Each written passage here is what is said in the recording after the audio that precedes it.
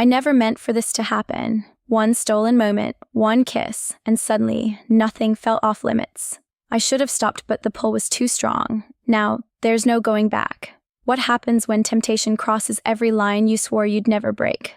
I never expected my life to change when I took that job. It was just another step in my career, a way to climb higher, build my network, and maybe, if I was lucky, land that promotion I'd been eyeing.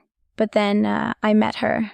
Amelia Grant, CEO, powerhouse, and the woman who made my heart race every time she walked into the room. I should have known from the moment I first saw her that I was in trouble. She had that presence, something magnetic, but also cold. Intense blue eyes, always sharp, always watching. She was the kind of woman who seemed like she had it all figured out, while I was just trying to keep up. At first, I told myself it was all business. I admired her drive, the way she commanded every room she entered, but I kept it professional, or at least I tried to. I didn't expect to find myself looking for excuses to be in her vicinity, didn't plan on the way my heart would skip every time her gaze found mine. I kept telling myself it was just admiration, that I had no business feeling this way. But then again, we all knew how she made everyone feel. She was powerful, and I was, well, just me. Our interactions at first were brief. She'd ask for updates on projects, or I'd be part of meetings where her sharp mind would take over and leave everyone else in the dust. There were those rare moments when our eyes would meet across the conference table, and I couldn't help but notice the subtle tension between us. It wasn't overt, just a flicker, a quiet spark that lingered long after the meeting ended. One Friday, when everyone else was heading out for the weekend, she called me into her office. I figured it was just a routine check-in. I wasn't expecting the sudden shift in atmosphere. When I stepped inside, the air felt thicker, more charged, like something was hanging just below the surface. "Can you close the door?" she asked, her voice low and smooth, the kind that could make anyone's knees weak. I did, and when I turned around, she was leaning against her desk, arms crossed. Her posture was casual, but there was a sharpness in her eyes that made it hard to breathe. "I need your help with something," she said, and I swore I saw a flicker of something in her gaze, a hint of vulnerability. It was gone as quickly as it appeared, but it stayed with me. I nodded, trying to focus on the task at hand, but as we discussed the details, I could feel it, the pull, her nearness, the way she looked at me as if she were studying me, peeling back layers I hadn't even realized were there. I tried to push the thought away, tried to concentrate on the work, but it was impossible. My mind kept drifting, my thoughts entangled with the subtle way she tilted her head when she listened to me, the curve of her lips when she smiled. By the time the meeting was over, I felt dizzy, like I'd been caught in some kind of web I didn't know how to escape. I told myself it was just a moment of weakness, nothing more. That night, I tried to forget it. But when I lay down to sleep, all I could think about was her. The next week, things got worse, or better, depending on how you looked at it. She started calling me into her office more frequently, sometimes just to chat, sometimes to review work, but always with that look in her eyes, intense, piercing. I was certain I wasn't imagining it. There was something there, something unspoken, and it was driving me crazy. One day, after a particularly long meeting, she asked me if I wanted to grab a drink. I was taken aback. Was this normal? Did she do this with everyone? "I think you deserve a break," she said, her tone light but with a touch of something else. I agreed, of course. How could I not? We went to a small bar around the corner from the office. The conversation started out normal, work, the latest projects, but as the night went on, I started noticing how close she was sitting, how her arm brushed against mine whenever she reached for her glass. I tried to ignore it, but my pulse was racing and I couldn't help but feel that familiar pull again. "You're quiet tonight," she said, her voice soft, almost teasing. She looked at me with those blue eyes and it was like the world narrowed to just the two of us. "I'm just thinking," I said, unsure if I even believed that myself. She raised an eyebrow, leaning in just slightly. "About what?" I should have said something smart, should have kept it light, but I couldn't. "About us," I finally admitted. Her gaze didn't waver. For a moment, she said nothing. Her lips parted as if she were deciding whether to respond. Then finally, she leaned in a little closer, her breath warm on my ear. "I've been thinking about it too," she said, her voice barely above a whisper. I froze. My heart slammed against my chest. The silence that followed was thick with tension, and for a long, agonizing second, I couldn't look away. I wanted to say something, anything, but I couldn't find the words. Then, just as quickly as it came, the moment seemed to pass. She sat back as though nothing had happened, and we returned to the conversation, but I couldn't shake the feeling that something had shifted. I never thought this would be just the beginning, but as I left that night, all I could think about was her. Was it possible she felt the same way? And if so, what would we do about it? It wasn't supposed to be a big deal, a routine business trip to a conference in another city. Just 2 days of meetings, presentations, and networking.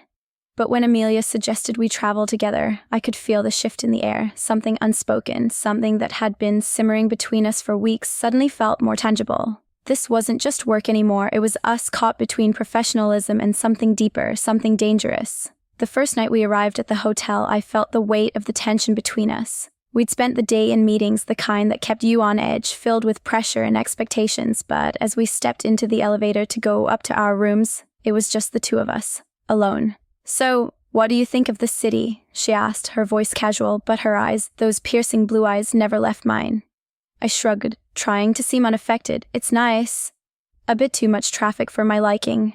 She smiled, that same knowing smile that always made my heart race. "You're not a fan of crowds, huh?" "No," I said, shaking my head. "I prefer quiet, peaceful places. Not that this is the worst I've been to." She chuckled softly, stepping closer to me as we reached our floor. I wasn't sure if it was intentional or just the natural rhythm of walking together, but the proximity between us seemed to grow. I could feel the heat of her body just inches away, and every time she moved slightly, it felt like a spark shot through me. "You'll have plenty of time to relax tonight," she said as we reached our rooms. "We don't have any meetings until tomorrow afternoon." I nodded, but my heart was still pounding. I hadn't expected this, expected her to be so close, to feel this electric, charged air between us. "Well," she said, "I'm going to grab dinner downstairs. You should join me." It wasn't a question, it was a command, and I could feel my stomach flutter. "Sure," I said, trying to sound casual. "I'll be down in a bit." She nodded, and just as she turned to leave, I caught her eyes again. There was something in them, something unreadable, but intense. For a split second, I saw it, the vulnerability that she usually kept hidden behind that steely facade. Then it was gone, replaced by the confident woman I'd come to know, but I couldn't shake the feeling that there was more to her than she let on. When I joined her downstairs, she was already seated at a quiet table near the window, her posture perfect, a glass of wine in front of her. She smiled when she saw me, but this time, there was something different about her smile, softer, almost inviting. "You look beautiful tonight," she said, her voice low and my breath caught. I wasn't sure if she meant it as a compliment or something more, but the way she said it sent a shiver down my spine. "Thanks," I said, trying to sound nonchalant, though I could feel my cheeks heat up. Dinner started off in the usual professional manner, talking about the conference, sharing thoughts on the presentations, and discussing potential clients. But as the night wore on, I began to notice the subtle shift in the way she looked at me. Her gaze wasn't just professional anymore, it lingered a little too long. The way her fingers traced the rim of her glass as she spoke felt deliberate. I couldn't focus on anything except the way she moved, the way she leaned forward just slightly as if she wanted to be closer.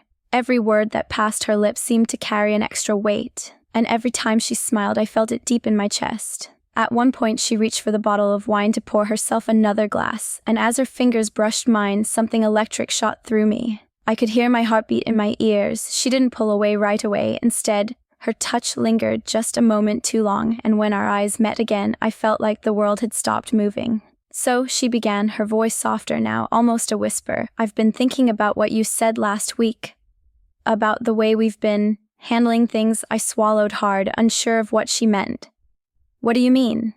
She paused, her lips curling into a small, almost hesitant smile. "You know, the way we've been around each other. I can feel it too. The tension, my breath hitched in my throat. "Amelia, we can't." "Why not?" She cut me off, her voice steady but with a hint of challenge in it. She leaned forward, her eyes never leaving mine. "We're both adults. We both know what's happening." I opened my mouth to respond, but no words came. I couldn't think. I couldn't breathe. All I could do was focus on her. The way her lips parted slightly, the way her chest rose and fell with each breath. She was so close now, too close. Before I knew it, her hand was on mine, her fingers tracing over my skin in the most intimate way possible. My heart was racing. I couldn't speak. I didn't want to move. And then, without any more words, she leaned in. Her lips brushed mine lightly at first, just a soft, hesitant touch. My body went numb, but in the best way. The taste of her, the warmth of her lips, sent an explosion of feelings through me that I couldn't control. I closed my eyes, letting myself sink into the kiss, the world outside fading away. Her hand moved from mine, cupping my face gently as the kiss deepened. It wasn't just a kiss, it was an understanding, a promise. Her tongue brushed against mine, and everything inside me screamed to let go, to fall deeper into her. When we finally pulled away, our breath ragged, there was no going back. The tension that had been building for weeks had exploded, and now, all I could think about was her. She sat back, her fingers still lingering on my skin, her gaze locked on mine, and for the first time, I saw her, vulnerable, unsure, but also completely certain about this. I shouldn't have done that, she whispered, but there was no regret in her voice, only longing. I could barely speak. Neither should I. I never thought I'd be here on this trip with her in this hotel room after that kiss, but now that it had happened, I knew we couldn't turn back. I never thought this would be where it all began. But somehow, it was. The days after the trip felt like they were dragging on, but at the same time, they were rushing past me in a blur. The kiss. Our kiss kept replaying in my mind like a loop I couldn't escape. The heat of her lips, the taste of her breath, the way she had pulled me in as if nothing else mattered. I couldn't stop thinking about it. But now we were back in the office, and the real world had come crashing down on us. Everything felt different. The air between us was charged, thicker than ever. But we couldn't acknowledge it. Not here. Not with the others around. The meetings, the shared spaces, the shared conversations all felt like a cruel joke, a reminder that we couldn't let anything slip. But every time our eyes met across the room, every time our voices brushed against each other in passing, I felt that same magnetic pull. And it was dangerous. It started on the Monday we returned. The office was busy as usual, the hum of phones ringing and the clatter of keyboards filled the air, but it felt quieter to me. Every step I took, every corner I rounded, I half expected to see her.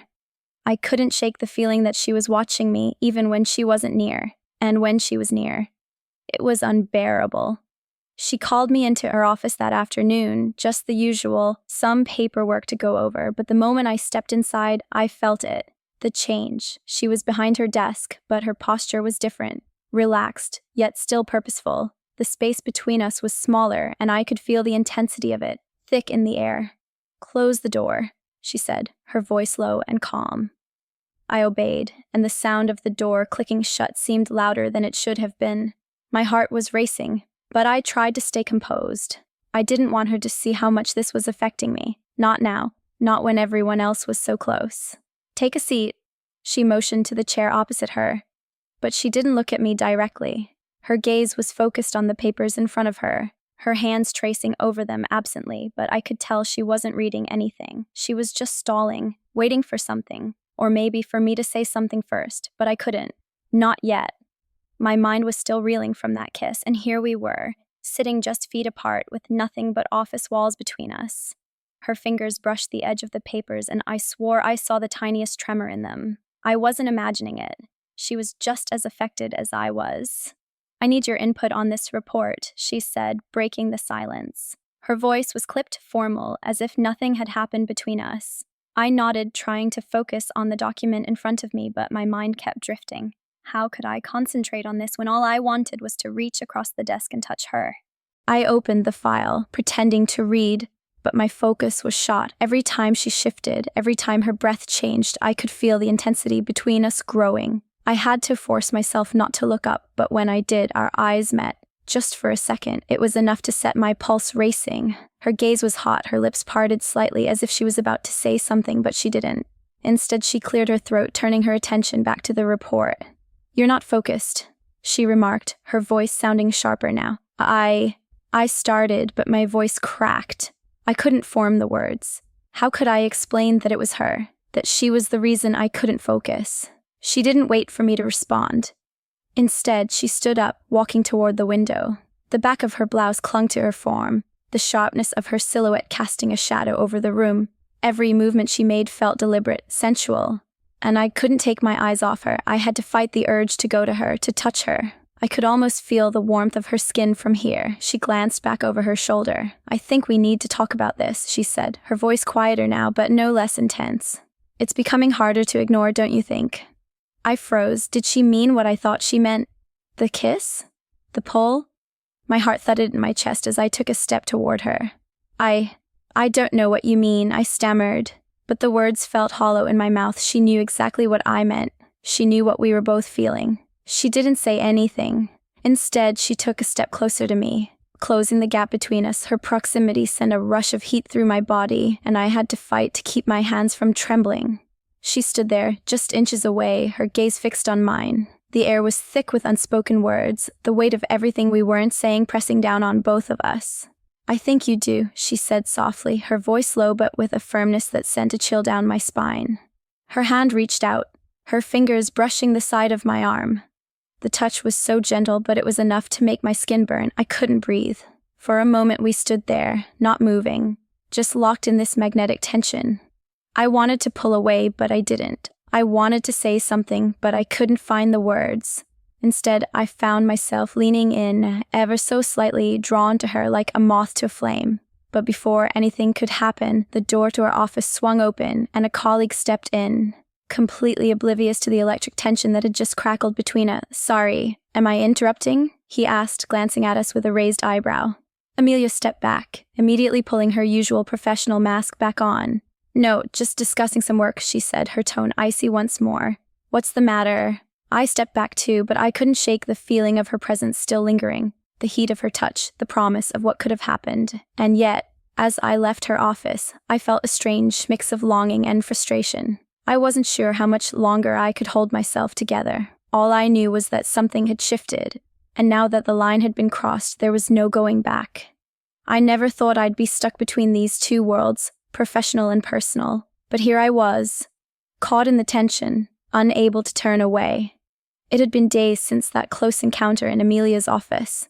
The tension was unbearable, and no matter how hard I tried to focus on my work, it was always there. A low hum, a constant buzz in the back of my mind that I couldn't ignore. The office felt like a minefield. Every corner I turned, every meeting I attended. There was the possibility that I would see her, that I would feel that heat between us again. But I knew it was dangerous. She was my boss. I couldn't cross that line. And yet every day it felt more and more impossible not to. The first time she called me into her office after that day, my heart skipped a beat. I'd been trying to act normal, pushing the thoughts of her out of my head, but I was failing miserably. I could feel the weight of everything we weren't saying between us. My thoughts kept drifting to the way her body felt when we stood close, how her touch had lingered on my arm, how the air between us had felt charged, like a wire ready to snap. "Come in," she called from inside her office. I hesitated for a moment, my pulse quickening, but then I pushed the door open. She was behind her desk, eyes fixed on her computer screen, typing away, but I could feel her awareness of me the moment I stepped in. She looked up, and for the briefest moment, there was something in her gaze, something intense, something raw. It made my chest tighten. "Sit down," she said, her voice softer than usual. I did, trying to act composed, though I was certain she could hear my heart racing. I crossed my legs, doing my best to look casual, though my mind was a storm of conflicting thoughts. "Have you finished that report?" she asked, her eyes flicking back to the screen. "Almost," I said, swallowing hard, "just a few more details." She nodded, her lips curving into a slight smile, but it wasn't a smile of approval. It was something else, something that sent a shiver down my spine.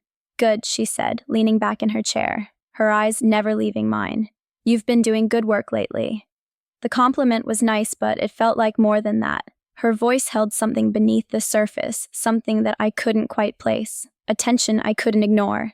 "Thanks," I said, my voice barely above a whisper. She stood suddenly, her chair scraping against the floor.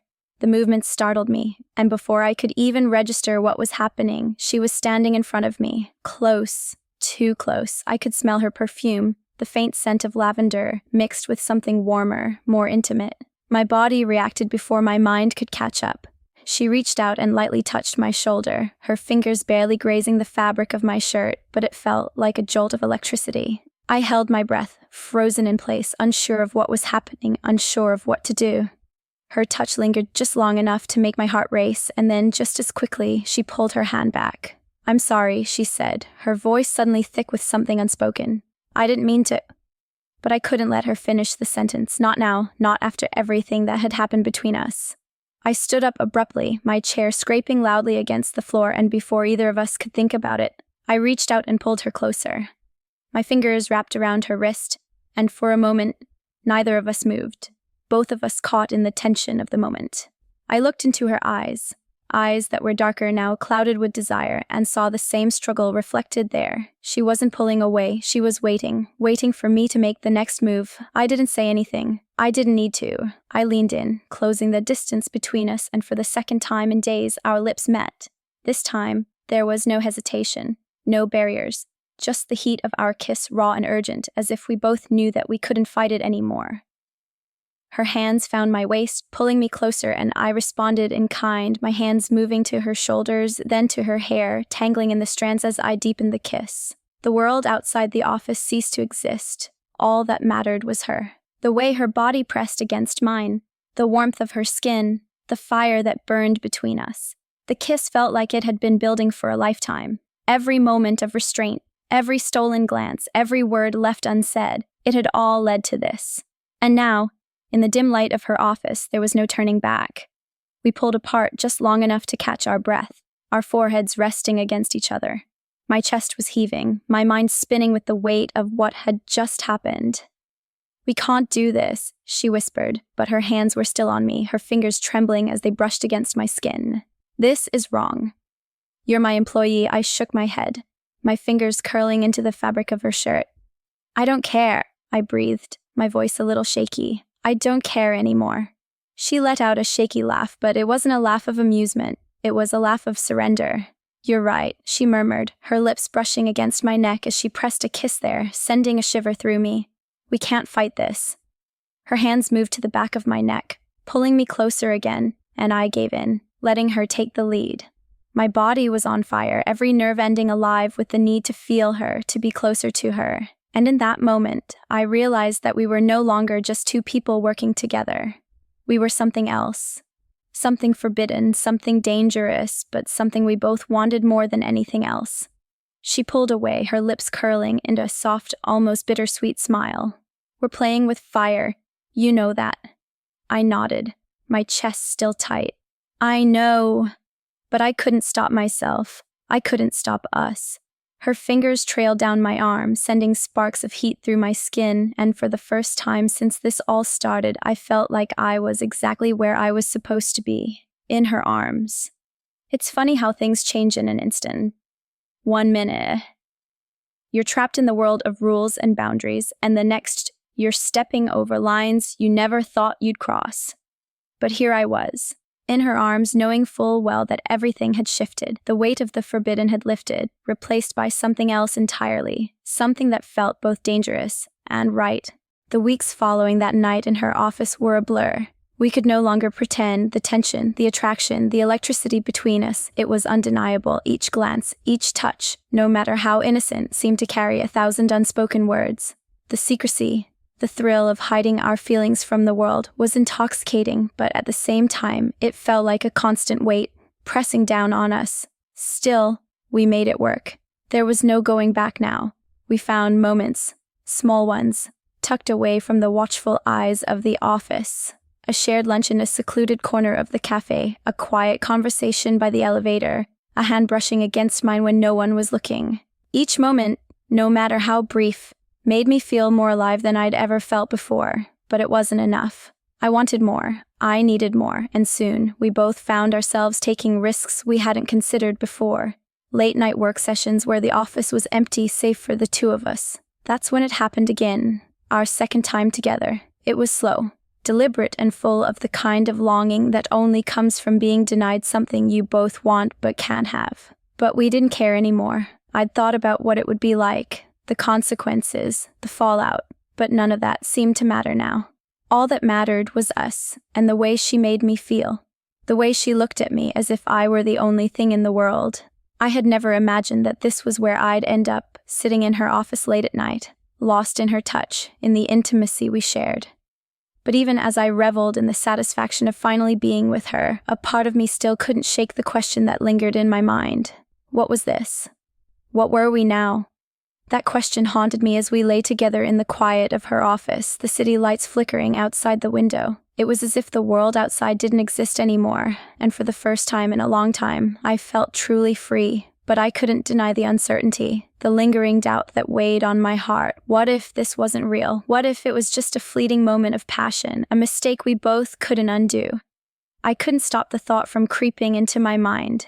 Could we keep this hidden forever? Could we make this work? Or was it just a beautiful lie, doomed to unravel the moment we stepped outside the safety of her office? I wanted to ask her, to get answers, but I didn't know how. I was afraid of what I might hear. I thought back to the beginning of all this, the way I had been so careful, so professional, so determined not to fall for her. Now here we were, and I had to wonder, was it worth it? Was it worth crossing every line I'd sworn I'd never cross? We stayed in the quiet for a long time, neither of us saying anything, both of us lost in the complexity of what we had just shared. But even in the silence, I felt the connection between us stronger than ever, and for the first time, I didn't care about the answers. All I cared about was her. I never imagined this would happen, falling for someone I wasn't supposed to. But now that it's happened, I can't shake the feeling that everything has changed. What are we now? What are we supposed to be? Can we keep this secret forever, or will it tear us apart? I don't know, but I can't stop myself from wanting more. What do you think? Would love to hear your thoughts. Share your comment below.